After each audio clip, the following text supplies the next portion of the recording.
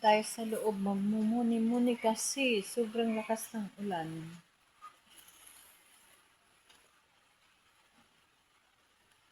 Sobrang lakas ng ulan. Dito lang tayo sa loob. Ayan o. Lakas talaga ulan.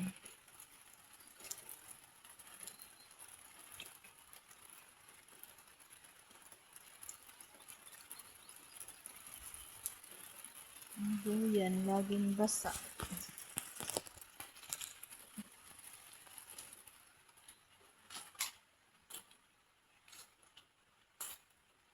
Naglaba tayo kanina guys, tapos sobra naman ang lakas ng ulan. Hindi talaga.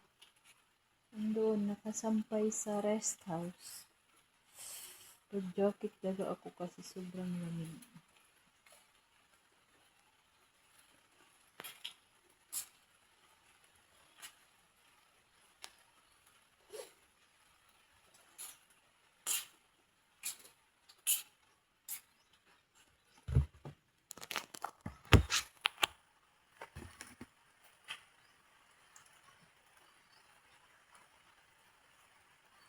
Hindi pa tuyo masyado yung buhok ko. Matutulog sana ako.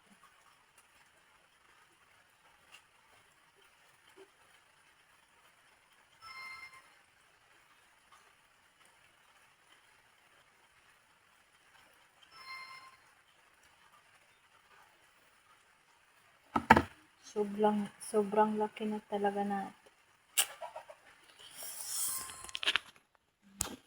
pag-exercise. Sobrang laki ng tiyan natin.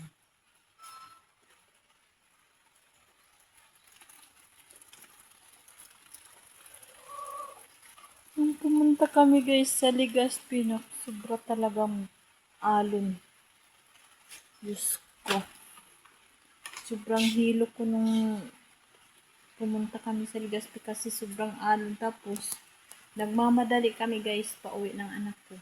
Pagdating namin doon, 11, mag-11, 40. Tapos, pagkatapos ng check-up ng mata niya, pakabili namin ng gamot kasi may iniinom siyang gamot para sa mata niya. Tapos, pakabili namin ng gamot, sakay agad kami ng van papuntang Pilar. Pagdating namin sa Pilar, cancel pala ang biyahe ng fast track. Kasi nga sobrang alon talaga.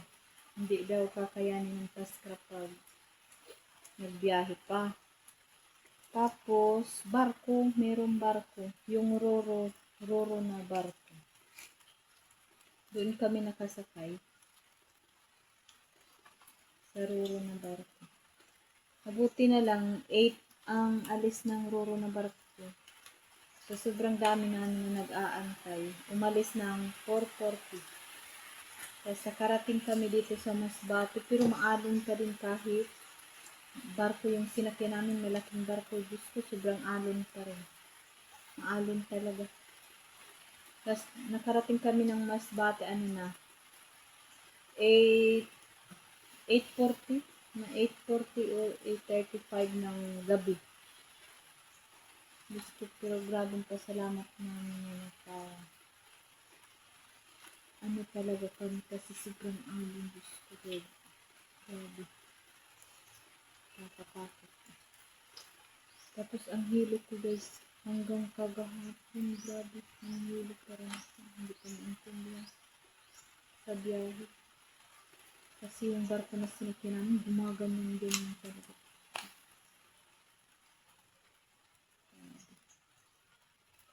Kwento-kwento lang guys. Thank you for watching. Follow and share.